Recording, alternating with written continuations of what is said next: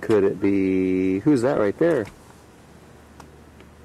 It's Grandpa? Grandma? No. Granddad? That's right. And I know who this is. Jacob. Uh-huh. And that's your sister. I guess who's inside? Oh, look. Sun hat. She's been sitting in the sun. Oh. Hello. You have a snake on your shirt. Come in. Hello, Jacob. Hello. How are you?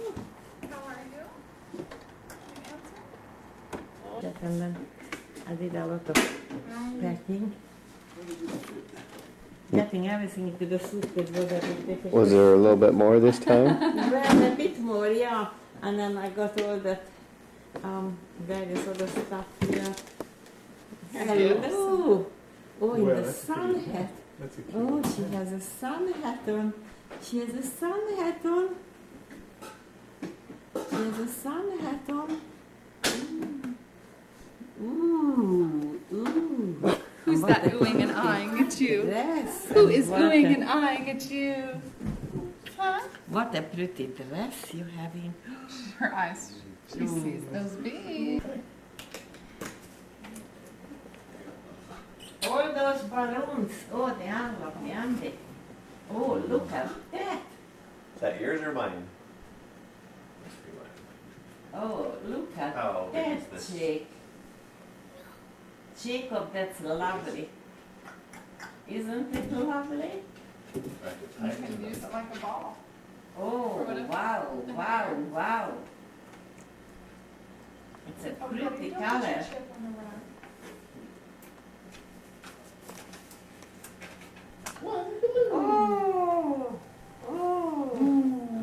Oh, look at the pretty balloon.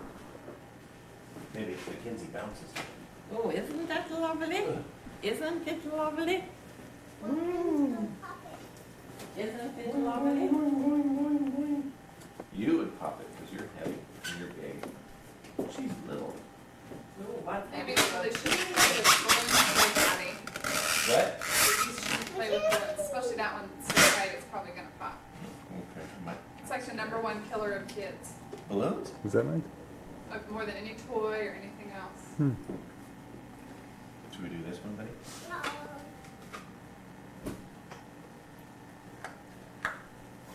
It's delicious, isn't it? Good, isn't it? Yeah. Everything. Just want to chew everything. Chew it. Oh, poor Mackenzie. Jacob could get away.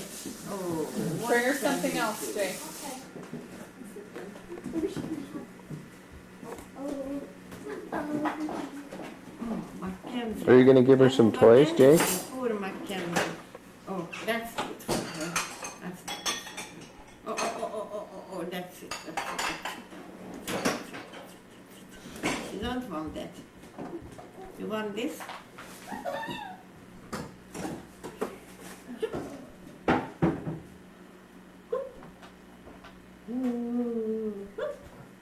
You want this?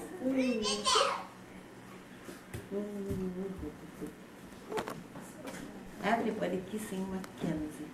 Everybody kissing Mackenzie.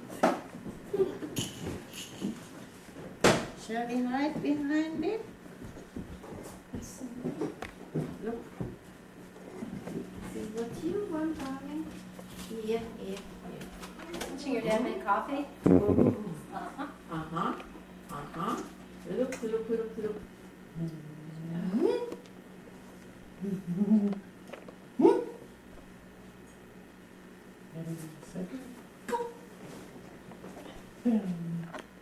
Oh, look at her face.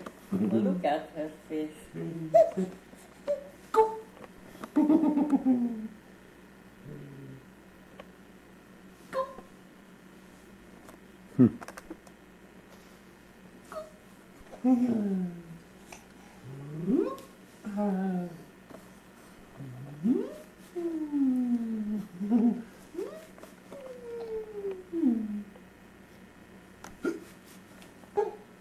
Smile camera. Oh, not West, but Mitchell. Oh, no. Record Oh, grandma, great grandma, and granddaughter. no.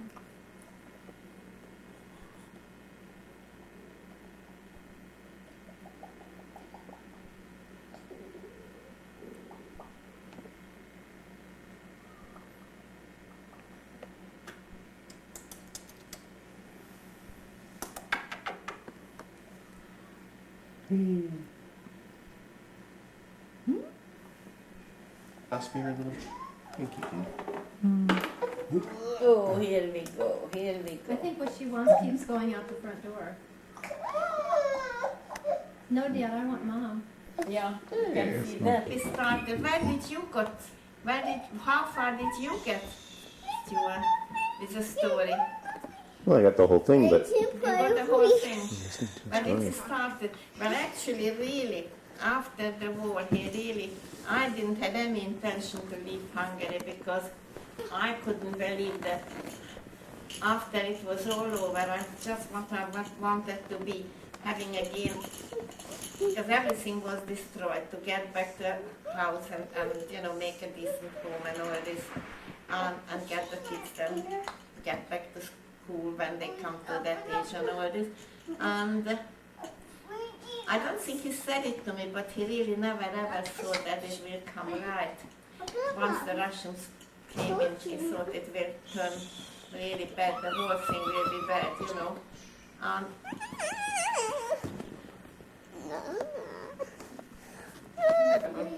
And it was started all What over was it again. like? What was it like where you were living Where? at first that you said was uninhabitable? Well, it was all bombed out. Oh, Full in stop. Budapest. And all totally uninhabitable. So at the very beginning, after the Russian, it was fierce, and I mean, it was one room. And we had to look around to find accommodation. So after that, it was in end of January, and by the time we managed to get something which was suitable, it was more or less September.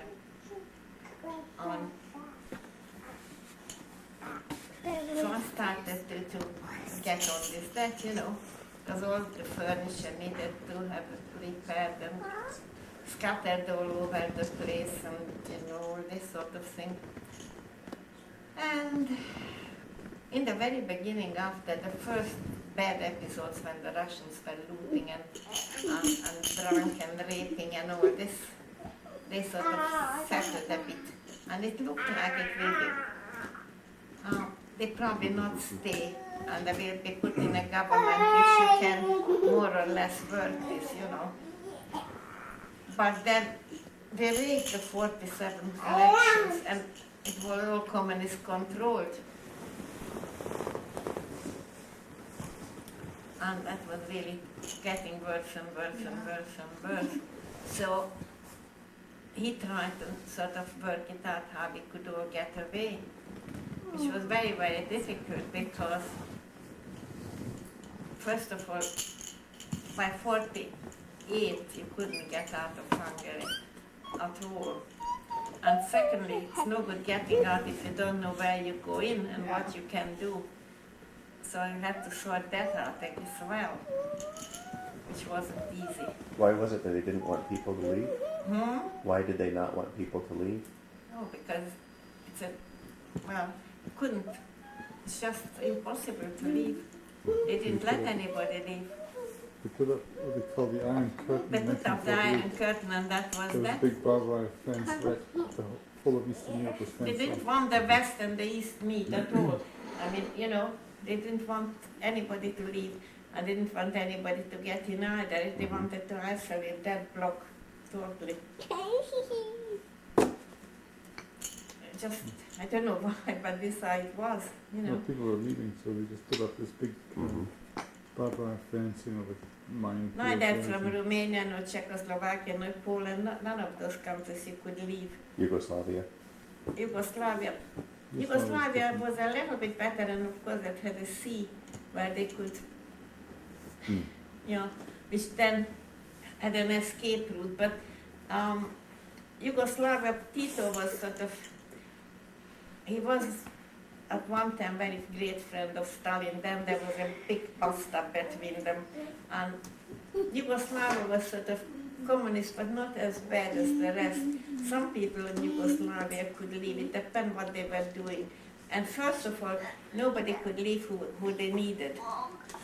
But even so, they wouldn't leave all these pensioners who didn't have to give pension, which was pitiful anyway, even to leave, because just out of principle, I suppose. It's supposed to be a paradise which couldn't be anywhere else found, and that should be, sort of the West shouldn't know anything about it, what was going on. Of course, they did know what was going on, but I mean, nobody could ever leave Russia, you couldn't leave either.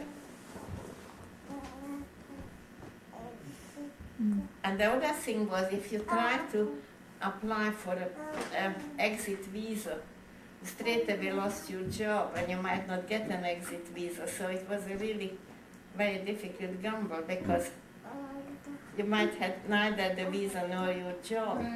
And if you didn't have a job, you had no way allowed to live in the capital.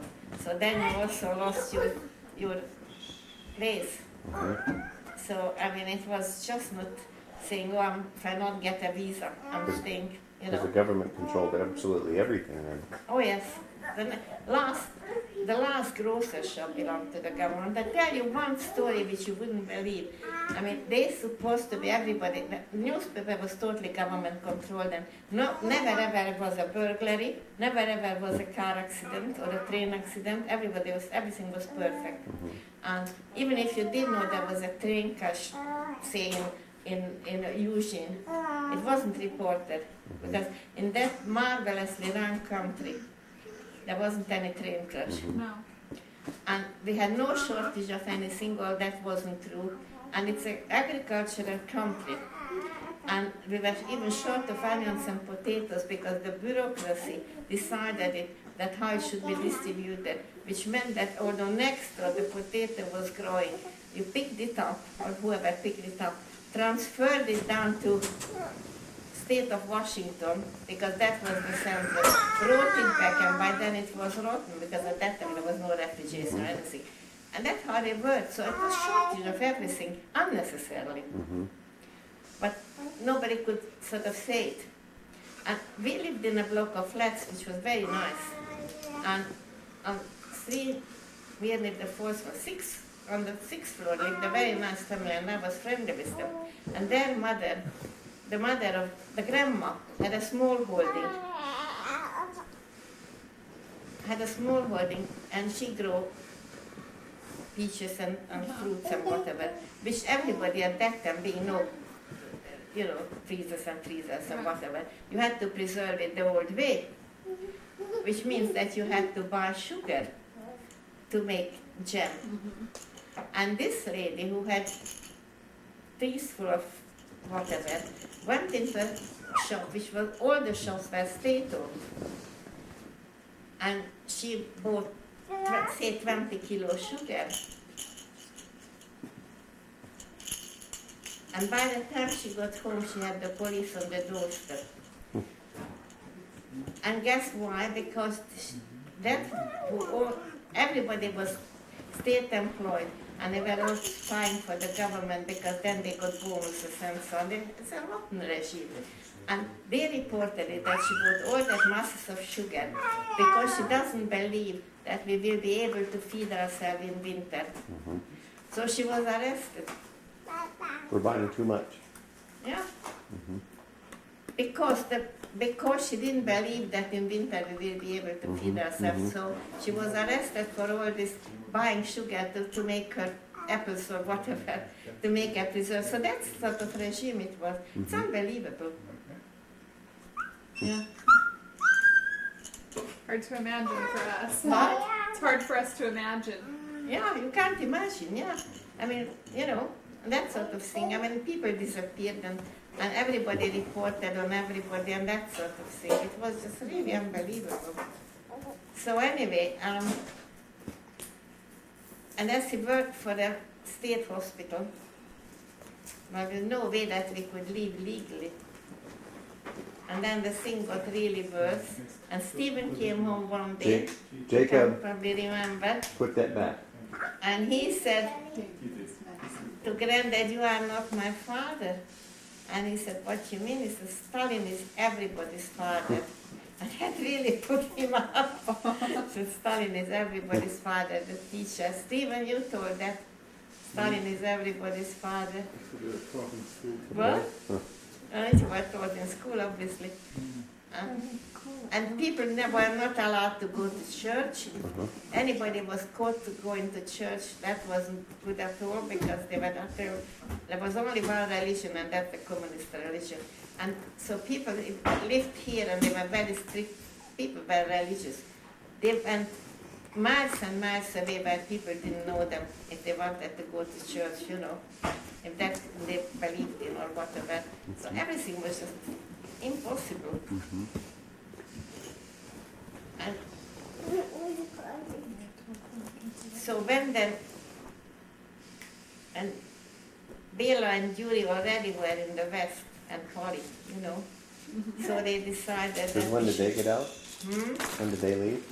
Well, Bela left before the war, Julie left before the war, and Polly managed to go in 47 just before the last minute, before the Iron Curtain was down.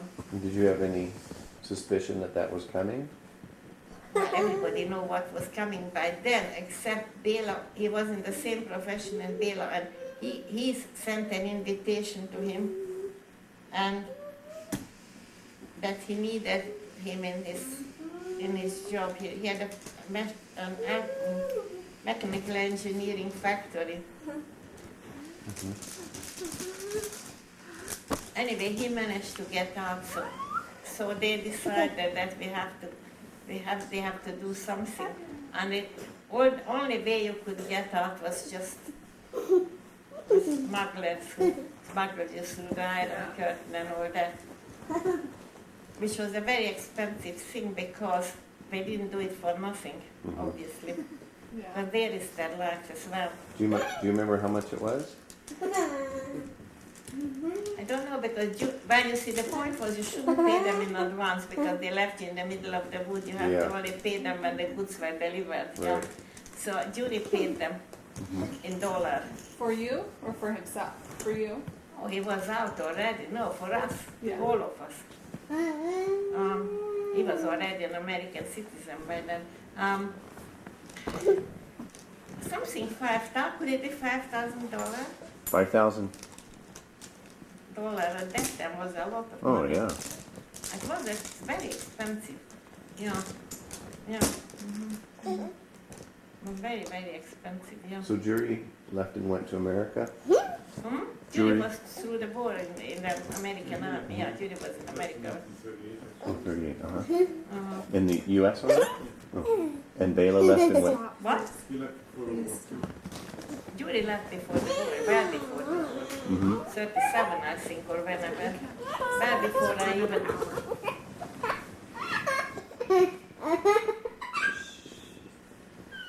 Yeah. So he went to Vienna to fix up some smugglers. But you see, the point also was that some of the smugglers worked for the government halfway because if they got some information, they got paid by the government as well. And it was really very, very difficult. So from 39 onward, this game went on, and we wrote letters which are sort of codes. We had a code how to correspond with them. We were still doing like nothing would have happened, you know. They went to school and life went on. And Granddad got a job in this top hospital where a Russian professor was working. And it was really awful because it was very, very. He was two people were not communist, member of the Communist Party. One was he and another one. And they did it so that they would say that they're not biased. So they had about 100 people working for the Communist Party, including the floor cleaner and everybody, and then maybe 2 people who were not. So really he had to be absolutely careful. This is supposed to be the top hospital. and this fellow was supposed to be the top professor. He was quite a good surgeon, but he taught in Russian and somebody had to translate it because he didn't speak a word of Hungarian, which was really stupid, but there it was. Anyway, so then there was 4 smugglers who came, and the one was totally drunk, and we were in a small village having a holiday with a purpose because it was near to the border that we might go from there away. Because one of the maids who worked for me had a mother there. They had a small little sort of, village, whatever. So we went on purpose there. But everybody didn't know us in the village because, it was a small village. It wasn't a good idea. And it was people more watched everybody than they would in a big town, So anyway, this drunken smuggler came, and he proposed that we should go the next day. And he was sent by the brothers, because he had a code which he didn't know. But he was so drunk, and I looked at him and I thought, I'm not trusting him, because he looked to me a bit fishy. And also he said, well, will I be paid? Well, we did know that we should never ever pay anybody beforehand. And so Ferry said, well, that's not our business. You will be paid as agreed once we are in Vienna or wherever.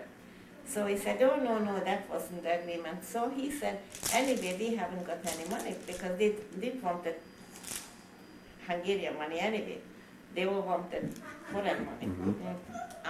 He said, we haven't got that sort of money here anyway, especially not in this village, because we didn't know what will happen. So he looked at me and he said, oh, but you have nice jewels. So I didn't know exactly what will happen. The moment we get into the wood, he will take my jewel and disappear. So I said, oh, I feel sick and I don't think I can make this trip and blah, blah, blah. And, At this point, Dad was 9, yes, and Peter was 8. George was 5. 5. So he wasn't even 9 in February, he was 9. Yeah. So anyway, so I said, oh, I don't think we're ready for this trip. I really feel sick and I will be sick on the way and all this. So I said, but anyway, I think he got the message and he came. So we went back to Budapest and started school and everything. And then another fellow came. And this was in the summer, or? It was in September, beginning of September. Of 1949? No, it was in 50. 50. And then another fellow came and he sat down like you and started talking to us. And then he said, oh, well, this is my plan and so on and so forth. And on the top of it, he took out a notebook, like a businessman, and he read out all the people. Oh, he said, I have to go to such and such address and such and such. I said, what are you talking about? And, if he puts everybody's address down in his notebook and his coat, I'm not stupid to give my name and my address. And, what? So I said, this is a great mistake. We really have no intention to leave this country. This is wonderful here. And I think you got the wrong address. Oh, no, he said, I'm quite sure I got. No, I said, we're not leaving and we love it here and everything is beautiful and you got the wrong address out. And then I read in the paper and he told me his name and his address, which no, they shouldn't. He just should give the code and go on talking, and not writing anything down. Imagine if anybody goes spying and then has everybody's address, So anyway, he went and because I said, I'm not going with this one. And then a couple of days later, we read it in the paper. That sort of things they put in, that this graceful thing happened, that this person was caught because he was trying to smuggle people out, and all these people, the terrible people were caught, blah, blah, blah. So that was that. And then one morning at 6 o'clock, the bell rang, and another fellow came who was a rogue. obviously, because who on earth will do that sort of things? Mhm. But a successful rogue in his own way, you know what I mean? I don't know if you got the message what went on, but I went into the other room and looked at him and I thought, he's all right for this job, you know, because you have to be a bit of a gangster to do this, you know, but you have to know the rules and know what you can do and what you can't do. So he said that was a Tuesday and we're leaving on Thursday and we should not leave together but meet at the station, but don't look at each other and go into different compartments on the train and go so far towards, This is like those mystery movies. yeah, it's not like an old movie. And should go so far to the frontier, but not to the last station, and then walk the rest, blah, blah, blah. And he said we will be the only group of people he's taking, and he will have a friend with him because having the 3 kids, somebody has to help, you see. No way they could work 14 miles in the night. So everything was sorted out with him. And for the 2 days, life just went on like usual. And the only one who didn't know about it was my mother, because I didn't tell my father, because he wasn't very in good condition and had heart trouble, you know. I thought, I think he guessed, but I didn't want them to tell him.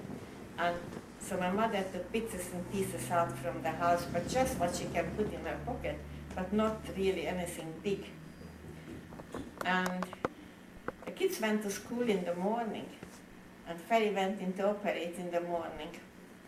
And you know, he never wore an overcoat even when it was snowing, and it was a very, very hot September day. And he went in, and we only could take what we had on, so we all put double layers on. And he had 2 shirts on, and a suit, and a sweater underneath, which I don't think he ever wore in September in his life, and an overcoat. And one of the other fellows said, "What happened to you? I never saw you wearing a sweater and a jacket and an overcoat in a day like that." So he said, "He's a bad cold." So he said, "Oh, this is a bad start, you know." And so we went to the station then, saw this fellow and went into another compartment. Of course, Peter told everything, well, he didn't know where we're going, neither did any of them, because the kids told. We just said we're going on holiday. And it was school time and working day.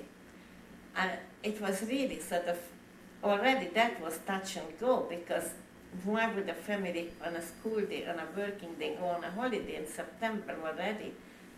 And I mean, everything was at that time sort of really, everything was dubious, you know, whatever you did, people sort of controlled it.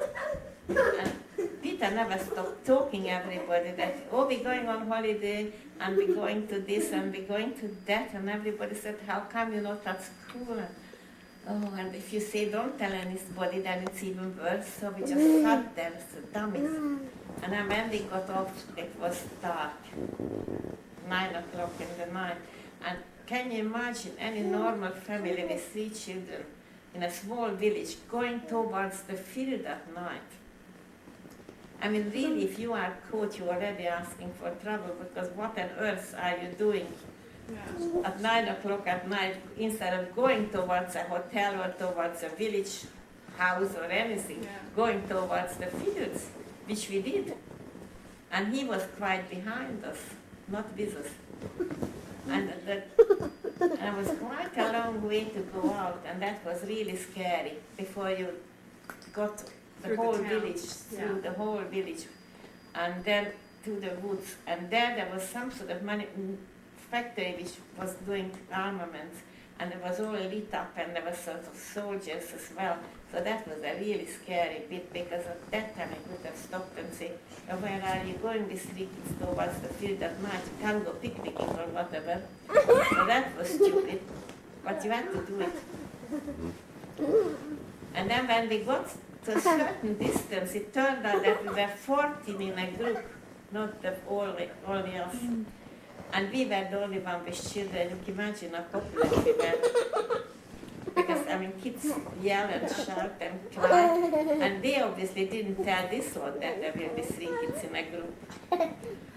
So it was really not popular at all.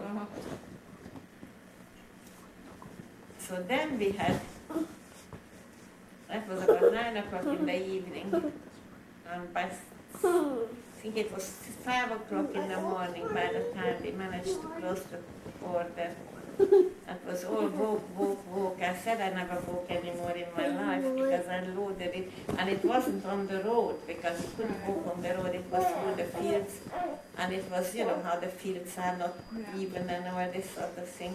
And then you got to the frontier where there was mines and minefields, and they have to cut the wire, and you have to be really careful that you don't step on the mines.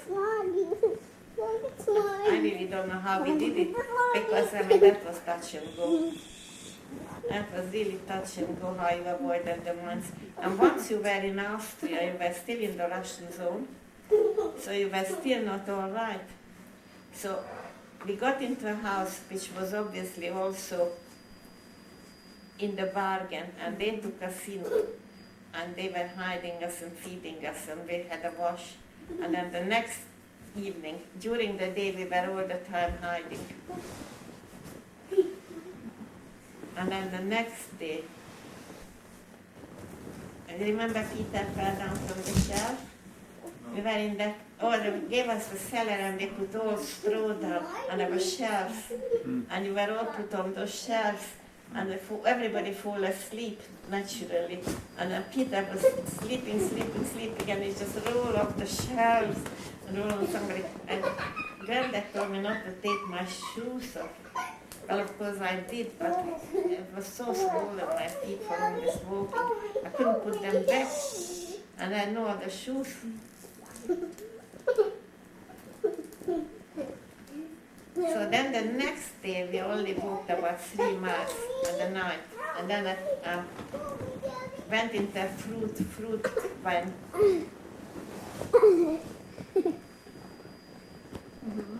And that took us about, I don't know how many miles till we got to the British zone, which was Graz.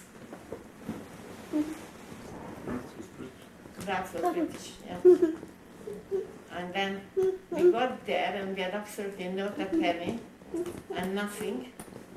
And there was a little cafe, and I think they had this agreement with this smuggler who was paid for the whole lot. And then we had breakfast there and the wash. And then they decided that we should not stay in the British zone, because the British, although they're very nice, they don't believe anybody anything. They put you first in jail, and then they find out if you're not a spy or you whatever. So they said we should go to Salzburg, which was American zone. So we were put on the train and we went to Salzburg. And then when we arrived in Salzburg, the festival was on, so we couldn't get into the hotel. At 4 o'clock in the morning, I sat at the station. By then it was the 3rd night, and I was really dog tired. And then finally a chambermaid in one of the hotels, hearing all that story, she said she gets out of the bed and let us go into her room. And that was one bed, and you 3 went into the bed, and I and Ferry sat on a chair and fallen asleep. And then the next day they made room for us, and then Bela arrived. At a hotel? That was in September the 14th. So it was a year later from the first time you tried. A year later than we tried? No. When you went on holiday? No. It was same year. Oh. Couple of days later. It Oh, I went see. in All in the August, same month. and that was in Oh. September, yeah. Mhm. Yeah. So September 14th was the actual day? Started on the 14th and arrived on the 16th in Salzburg, and then Bela came, and I had absolutely nothing, you know. And it was really very difficult. He brought some money, and then Granddad got a job with Americans in work in their camps to see how people are ill or not ill, to get over to apply to come to America. But the Americans were very, very, they were strict. If you once had TB in your life, they wouldn't let you in.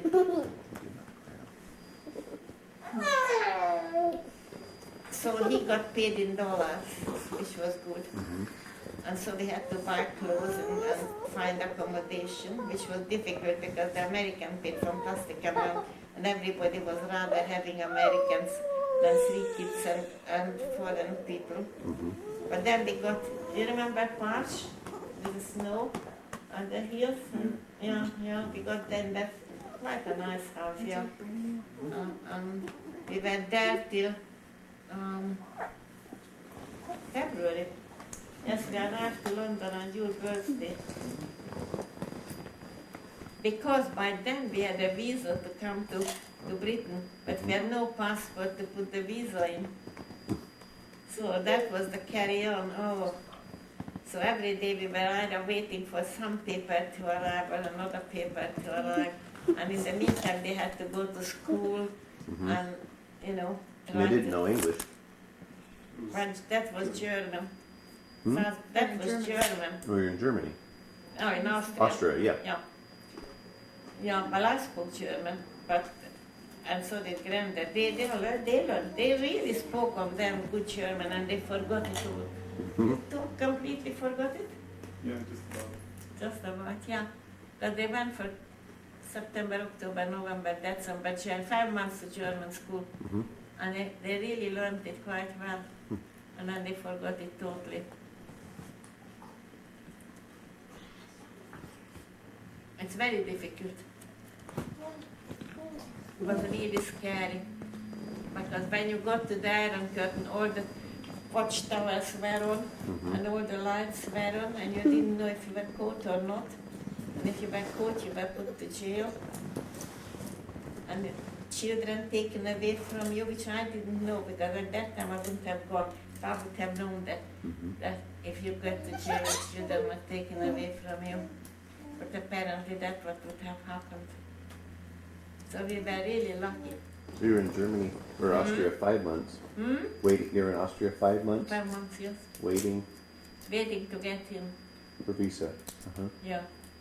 Not the visa, waiting to put the visa somewhere. We had the visa. And we had an Australian visa. The choice was either to come to Australia or to Britain. But in Australia, we would have had to start a medical school from scratch, which is 5 years with no pay. And in England, he could start right away. No, whole year. Year of school. The last year, yes, and the fellowship. Yeah. In a different language. Yeah. And things which he hasn't done for a long time, like public health and all sort of other rubbish which you learn on the very last year, yeah. So we arrived in February, and in end of March he had to sit his first exam. And then within 15 months he did the whole year and the fellowship. First part of the fellowship and the second part of the fellowship. And he was 46. 45, yeah. 45 then it was. Yeah.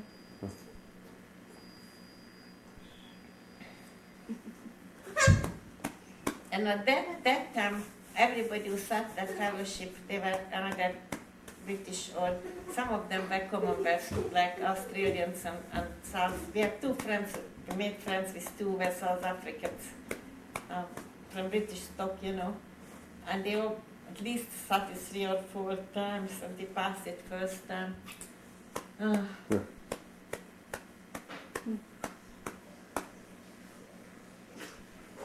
Is that true? That would be good. Door open. But you see, in 48, the health service started in Britain. The which? In 48, What started? the health service, the National Health Service, which meant that everybody was insured from state. Oh, the health service. Yeah. So in 48, they had a full employment staff because everybody had to be then state employed by the health service, which meant that in 48 they have really looking for people to appoint to all these hospital people. But then they appointed all young people, so when they came in 50, there was absolutely no vacancy because, there wasn't retirement because they wouldn't appoint somebody at 54 or whatever, Yeah. or 64 or whatever. So all the jobs were really practically for Full. 10 years. Mhm. So it was really terribly difficult. Mhm. But totally the wrong time. 2 years earlier would have been just, walk in. Mhm. So everything was difficult from the start, from the beginning. And you started in London? Started in London? No, we started in Edinburgh. Mhm. We went straight. He went straight up to Edinburgh, and I stayed with Martha. And because he said, if I start looking for accommodation and schools and whatever, he can't sit an exam in 6 weeks. He really has to go into the first dig and just concentrate on studying. Otherwise, he would have missed the whole year. Mhm. So I didn't go up till then. Then I put them to school, and they didn't speak a word of English. And there was a really marvelous headmistress. And when I went in with them, I said to her that really they should be put in age group less than what they are because they don't speak English. And she said, no, just put them in the right age group. If they are 8, they should go with 8-year-olds, and if they are 9, they should go with 9-year-olds. And you will see that in 3 months' time they will have no difficulties, and they will learn the same space as the rest. And she was right. And did you speak English? You spoke English? Well, I thought I did, but really. No. Well, I could at least communicate a bit, but Mhm. And Granddad, no? well, he had to. Yeah. Otherwise, he had to read all those papers and Right. books and whatever. Yeah. But you see, what happened? I went then to a language school. When they were at school, I went every morning to a language school. Mhm.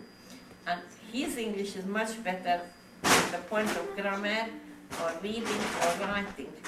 But I learned an awful lot how to speak colloquial sort of thing and how to communicate and how to speak really how the people speak and not how the books are written. So everybody said that they can understand me much, much better Mhm. than he, although his knowledge was better than mine. But he never had the time really, which I did for 5 or 6 months when they were at school. I went every day to the Roman School of Language and learned how to speak English and how to, So, And when you were in the, but I had very little money, you see. This was all supported by the family. yeah. Yeah, and we started off with debts. When did Marta leave? Martha lived in 47, 48, I'm not sure. No. And Janne had to sit exams. Oh, he didn't pass straight away. He had to sit he passed in 3 years, three times he had to. He failed. But there was terrific short of dentist and the national had. He managed to get him before the health service But started. when did Yenna leave? Yenna left when? Janne went in 48, I think. Same as you almost. No, No, he 2 went years, earlier. it makes all difference. Yeah. He got in before the health service started, and there was such a shortage of dentists Uh-huh. that really, moment he opened his surgery, he just really did well.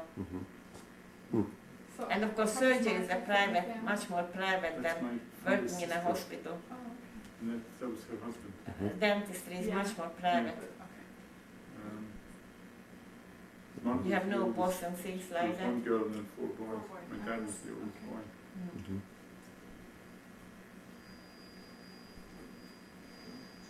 No, we didn't have it easy, I must say. No. And I said after walking all those miles and miles and crossing, and I remember that wood, we had to hold hands, otherwise you would be lost. Peter remembers it. No, I don't. You don't? I remember George all even remembers. the ditches and I remember the fence and everything. but You not- remember the fence? Yeah, and I remember people saying don't talk, so we didn't talk. No, they were really good. They never ever cried out. And Fanny carried George on his shoulder all the way.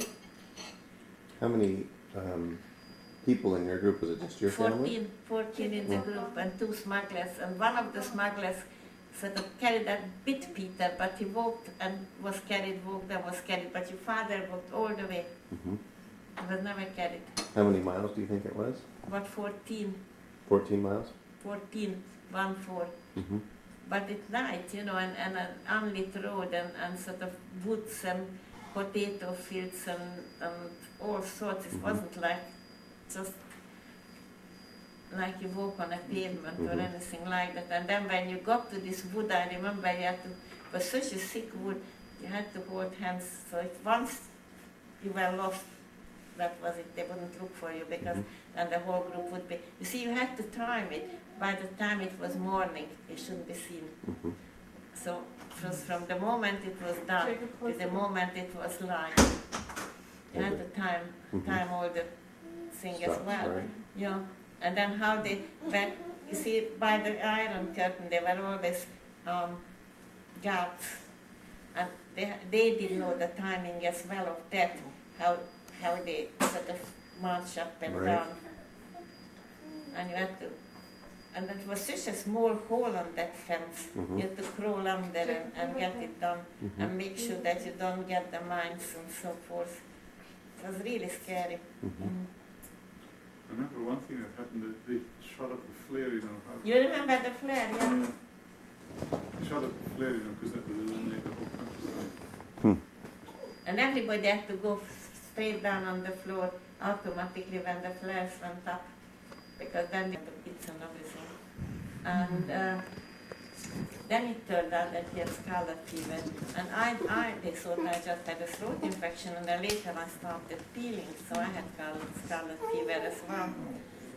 But I just had to go on Yeah. to do nothing else. And I had to nurse George because there was nothing else what we could do with him. And the nappy washing was a nightmare because there was hardly any water. Yeah. And of course all the kids got infection because of the dirt. And, just awful. Just awful. You don't want to give that to her, because she might. No, honey. Jake, no. No, it's not. Give it back to not Daddy. nice.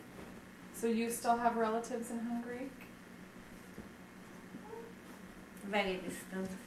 Very, very distant. Very distant. So did you ever see your mother again after that? Oh yes. I didn't see my father ever because he died in 62 and I couldn't go back before 62 and he wasn't allowed to come out before that. But my mother managed to come out quite often. And, yeah. Oh, yeah. She used to send us those Hungarian candies. Yeah, Uh-huh. sweet. I was back a few times as well. Mm-hmm. They were, Tracy, they were like First time I went back in 69. sugar chocolate. That was scary. And then in 81 and 82, which wasn't too bad then. And then she died in 82. And then I went back to the funeral. I went back when she was ill. And then I came home and she was better. And I came home and then she died suddenly. I went back to the funeral. You were an only child? That was bad. I felt guilty. What can you do? I'm sure she wouldn't have had it any other way. Oh no, she said go. Don't worry about me. But she missed the kids because they were really absolutely, both of them were over the moon with them. Can you imagine your mother would think when taking away the kids Yeah.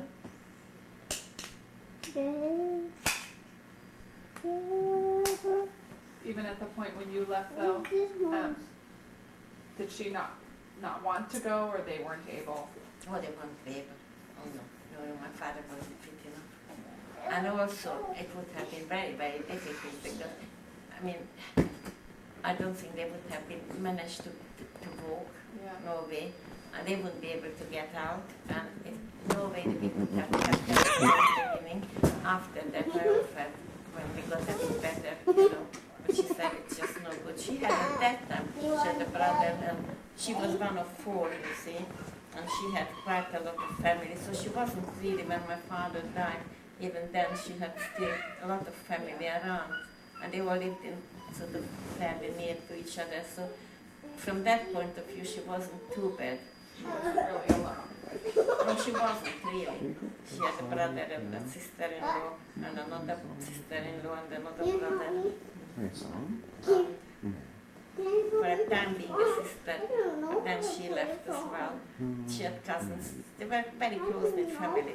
So really, she, from that point of view, she wasn't. Well, she came quite often until she managed to come later when she was allowed to come. But she was only allowed to come for so long, and knowing that she will go back, because till my father was alive, they know that she will go back.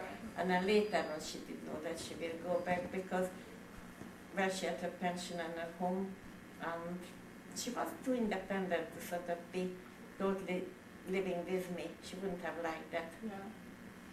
So, when did Hungary get to the point that people could come and go freely, or is it still not? Oh, yeah. 1989, just recently. Yeah.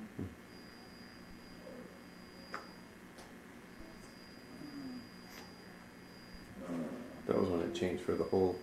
Yeah, that was Eastern. when the whole communist empire collapsed.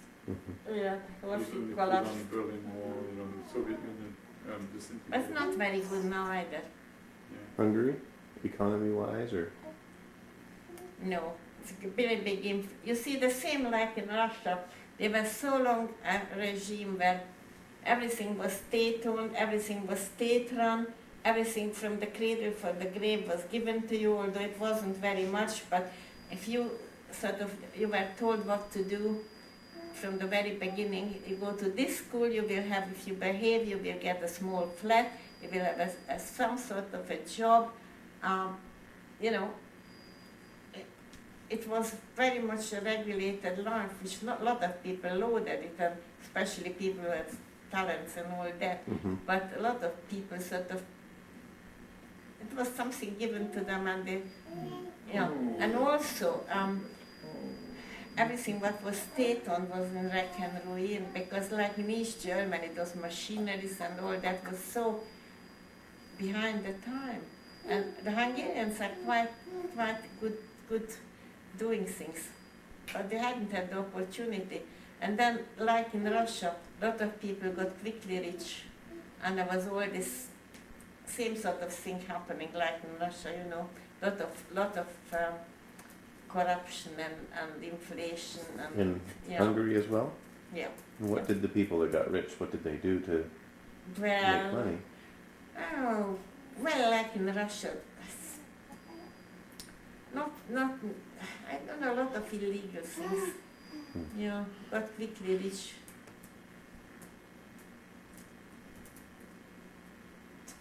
A sort of mafia way. A lot of people not, but there was lot of corrupt element. I mean, they were really this sort of regime for very long. If you are under that sort of oppression, all sort of, you upbringing and everything is totally different. So there are still some very good things going on, but not quite the same. And then, I don't know, the communist and the fascist always clash, and there's this very right-wing element who wants totally different things than, like in Russia, there's still some people who think communism was the right thing, and then of course there were some very, very good landowners and very good big farms and big agricultural products, which they then divided in far too small plots, which were not viable. So they had to sort that out as well. So there was lots and lots of things which were behind the times, and it takes really time to adjust. I mean, all my friends say that, I'm just corresponding with older people, but they know what's going on, and they're not very satisfied.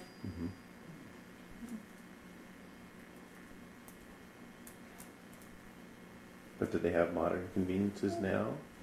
Do they have all the modern? Oh yes, they have washing machines and televisions and whatever. Oh yes. A lot of them from West Germany.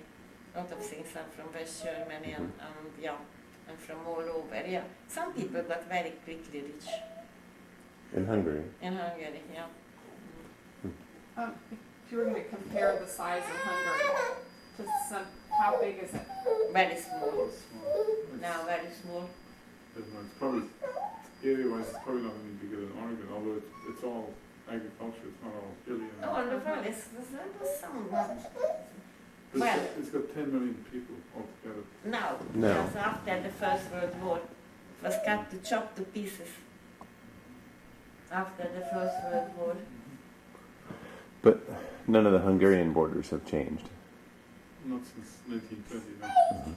But anyway, they had these really antiquated factories, like ones that dated back to the Second World War. And under the communists, they didn't improve them; they just kept producing the same old stuff. So There now, were some very good factories between the two world wars. There was the huge big Weissman trade, which was in Chapel. There were some very good big factories between the two world wars.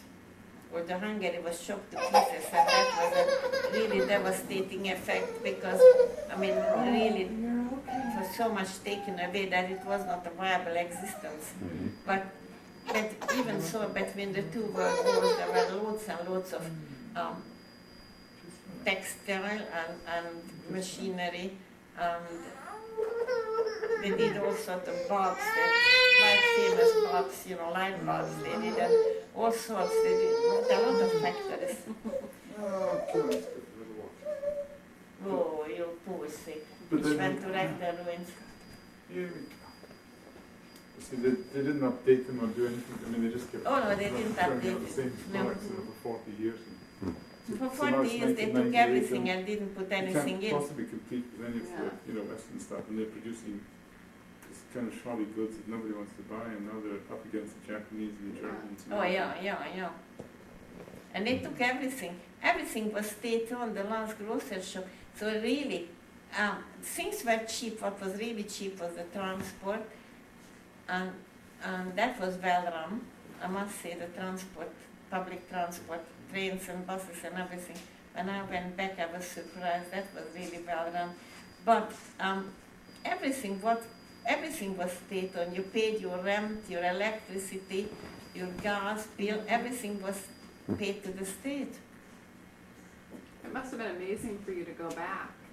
Oh yeah. With everything being demolished, it was, Oh, I know. nothing was the same, I'm sure. Well, it was demolished when in 45.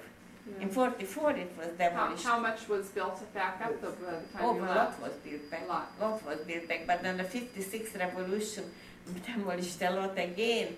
And it was very, very shabby. When I went back in 69, the first time, it was really, really, all the bridges were up and everything. And lots of things were back. But some of the streets where the street fighting was, they still had the marks of the, all the things. Yeah. But the communists were not stupid, because in 45 everything was in total wreck and ruin. And all the, is it 9 bridges or 8 bridges or whatever, through the Danube, they were all in the water. It was actually so bad cold weather that everything was frozen. The Danube was frozen, and the tanks, the Russian tanks, went through the water, through the frozen ice, the tank, which was in a way lucky, because we would have had typhus all over, because it was so dirty, everything, and corpses and lying around unburied, and dead horses and whatever. So the cold was awful for you, because you had no heating element and no winter fuel. But from the health point of view, it wasn't bad.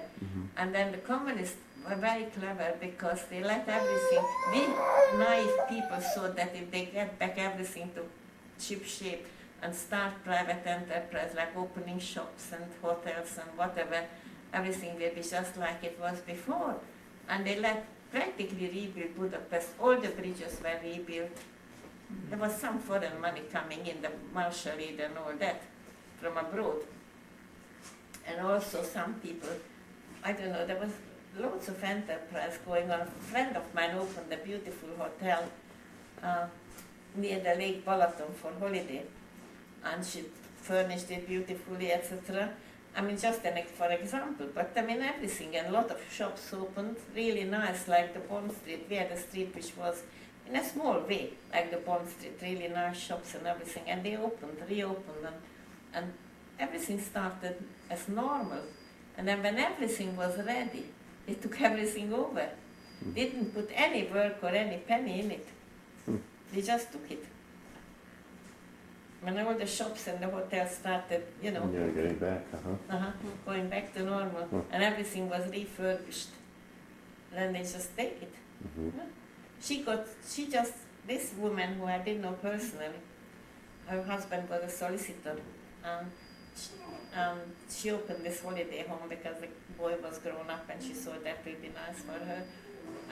And, you know, furnished it beautifully, she had good taste. They just walked over and said, out. And that was it, no compensation.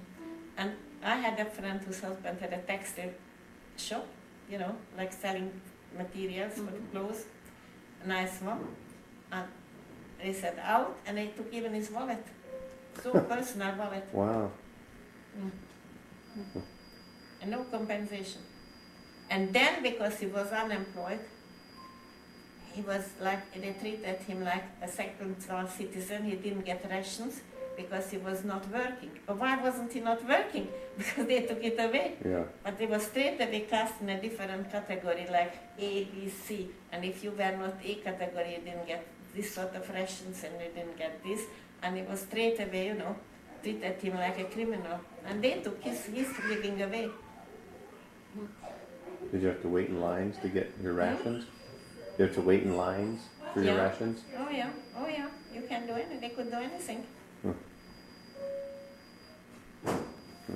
You cast in a different, if you were not working, you were cast like a criminal. And even if it wasn't your fault, you were cast like a criminal, you know.